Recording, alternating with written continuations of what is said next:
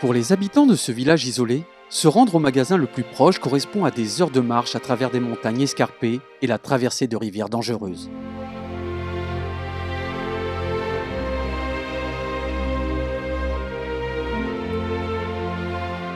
La vie n'est pas toujours facile pour les Cabécars, une tribu indigène du Costa Rica.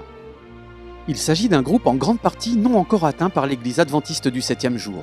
En plus des obstacles physiques liés au terrain, les différences linguistiques et culturelles constituent un autre défi. Tout est difficile. C'est dur. Ce n'est pas facile, vous savez. Certaines personnes n'aiment pas ça. De plus, les gens n'aiment pas toujours l'évangile. Les Cabécars peuvent être timides et réfractaires aux influences extérieures.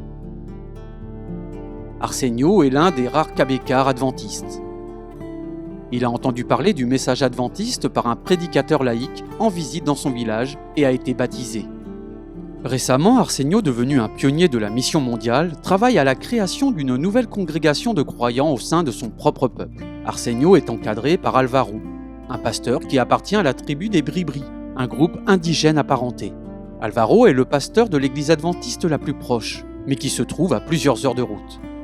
Bien qu'Arsenio parle déjà la langue et connaisse les coutumes, partager une nouvelle vision du monde reste un défi. Arsenio applique la méthode du Christ et rend visite aux familles chez elles. Cela lui a permis de nouer des relations dans tout le village. Certains l'ont interrogé sur sa foi et ont commencé des études bibliques. L'une de ces personnes est Anna, avec laquelle Arsenio propose régulièrement des rencontres. Parfois, elle invite d'autres personnes chez elle pour des réunions en petits groupes. Nous y sommes donc allés. Ils nous ont ouvert la porte et nous avons lu la parole et prié. Ils ont apprécié. Maintenant, ils nous ont ouvert leur maison pour que nous puissions toujours nous réunir en petits groupes. Au cours de l'année écoulée, plusieurs personnes ont accepté Jésus dans leur cœur et ont été baptisées. L'enthousiasme a été tel qu'une église a été construite par les volontaires Maranatha International. Ce jour-là, les responsables de l'église adventiste locale de la mission des Caraïbes au Costa Rica sont venus offrir leur soutien à Arsenio et aux villageois en apportant de la nourriture fournie par Adra. Ils se réunissent pour un court moment de culte et de prière. Ensuite, le groupe se réunit dans la maison d'Arsenio pour déguster le repas.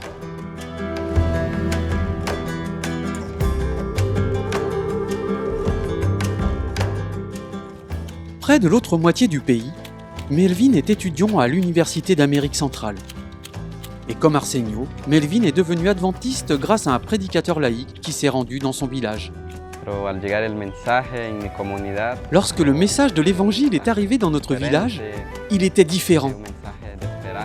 Car c'était un message d'espoir pour des villageois qui ne connaissaient rien sur Dieu. Melvin a ressenti la nécessité de transmettre ce message d'espoir à son peuple. Pour moi, il s'agit d'un appel de Dieu. J'ai donc accepté parce que j'ai vu que ce message est important pour ma famille, pour mon peuple et pour toutes les personnes que je connais. Melvin étudie pour devenir le premier pasteur adventiste de Cabécar. Son rêve est de traduire la littérature adventiste en Cabécar, afin que l'évangile soit plus accessible à son peuple. Merci de prier pour Melvin et le pionnier Arsenio qui apporte l'évangile dans des villages difficiles d'accès au Costa Rica. Priez pour ces régions à atteindre et pour que les Cabécars soient un groupe rempli de l'amour de Jésus. Merci de rendre ce travail possible. Merci de soutenir Global Mission.